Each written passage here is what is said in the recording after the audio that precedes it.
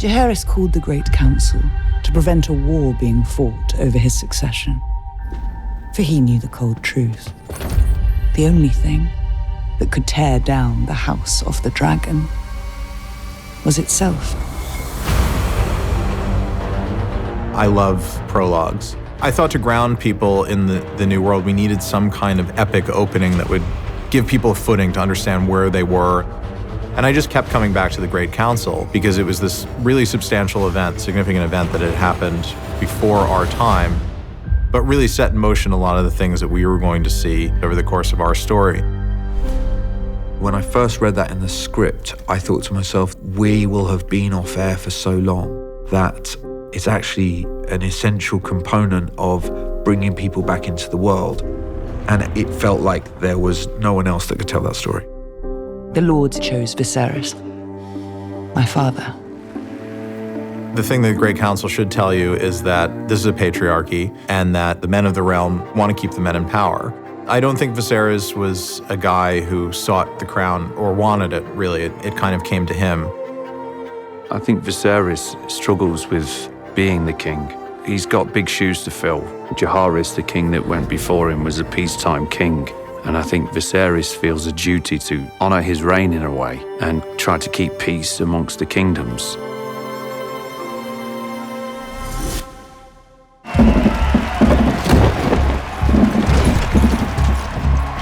I knew that I needed to do a sequence in the first episode that gave a nod towards what was capable on this show.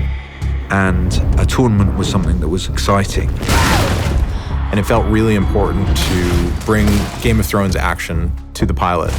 Sword! And the reason we chose a tournament is because a tournament is essentially playing at war. And you get to tell the story of unrealized aggression that's let out in this very visceral way. Queen Aemma has begun her labors! And it's Viserys putting the cart before the horse a bit, indulging in this grand thing to welcome what he's convinced is a new male heir. It was actually Miguel's idea to intercut the birth with the specific Criston Cole fight, because as Aemma tells Rhaenyra early in the story, the childbed is our battlefield. We wanted to look at them in the same way that we would look at battle sequences. A battle sequence needs to be about something, otherwise it has no purpose. If you're going to put that kind of violence on screen, it needs to be for a reason.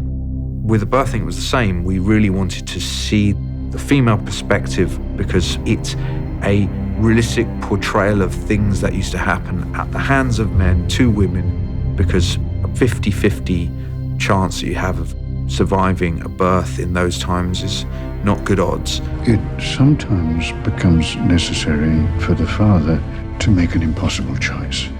So we were trying to show how dangerous childbirth was, but also to dramatize the terrible position that Viserys is put in, because it's made very clear to him that Aemma is going to die either way. The only choice that you really have in the matter is whether you try to save the child. And he knows that it's his duty to put forward a male heir, especially if his wife is not going to make it, not be able to generate another heir for him. So that's what motivates him to make that decision with the Grand Maester.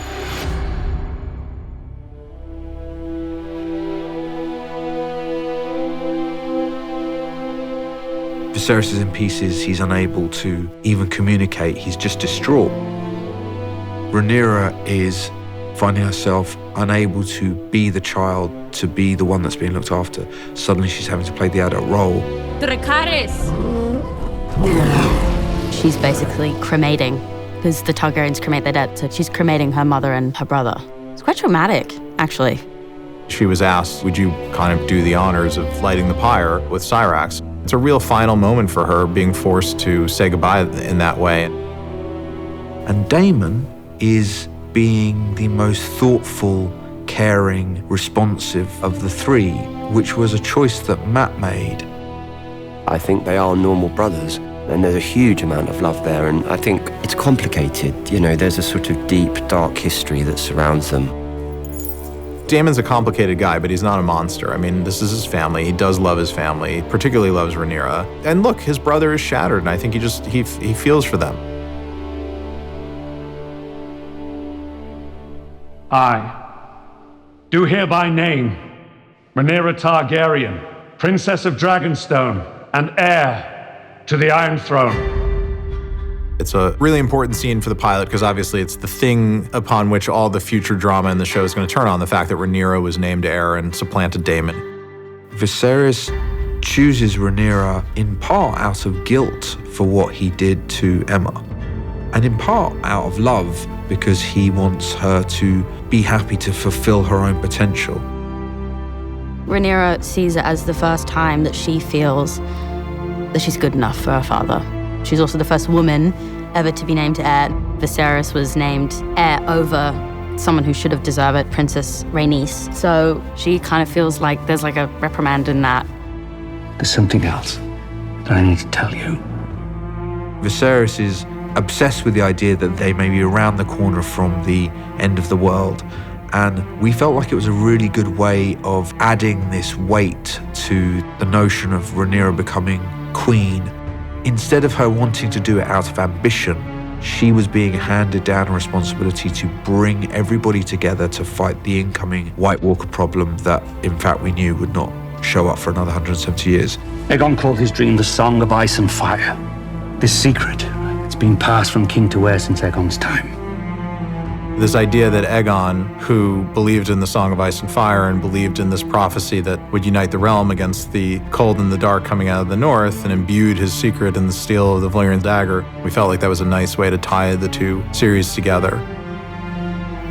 I don't think Rhaenyra has any idea what she's getting into. Viserys is very protective of Rhaenyra, whereas at the same time can see the potential within her to be a great ruler, and he goes against the grain in naming her heir. So hopefully by the end of the first hour, you understand that this precedent that has been loudly set across the realm has now been broken, and that might cause some problems.